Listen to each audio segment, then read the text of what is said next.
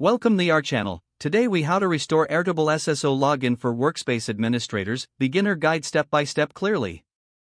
To restore Airtable SSO login for Workspace administrators, start by logging into your Airtable account.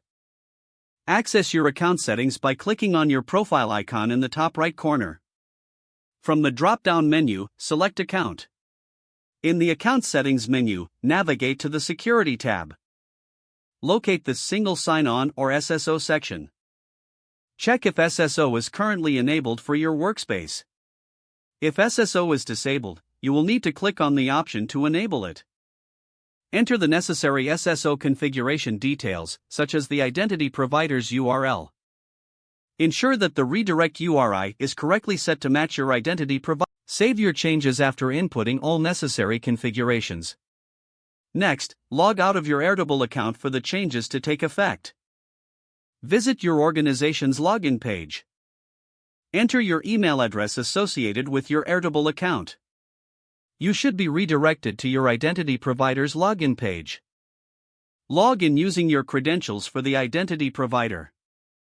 Upon successful authentication, you will be redirected back to your Airtable workspace. Verify that you can access all your workspace features as an administrator. If you encounter issues, revisit the SSO settings to ensure all details are correct. For further assistance, consult Airtable's support resources or documentation. This process should effectively restore SSO login capabilities for your workspace administrators. If the page does not load, refresh the browser or try again in a private or incognito. Make sure you are using the correct email address, then retype it carefully to avoid small typos. If your password is not accepted, use the reset option and create a new strong password you can remember. Check your spam folder for verification or security emails, then complete any requested confirmation steps. Enable two-factor authentication if available to improve account security and reduce unauthorized access risk.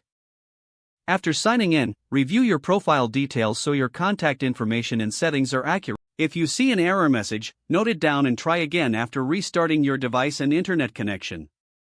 Log out when you finish, especially on shared devices, to keep your account and payment information secure.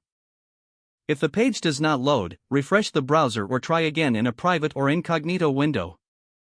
Don't forget to like this video and subscribe to our channel for more step-by-step tech guides.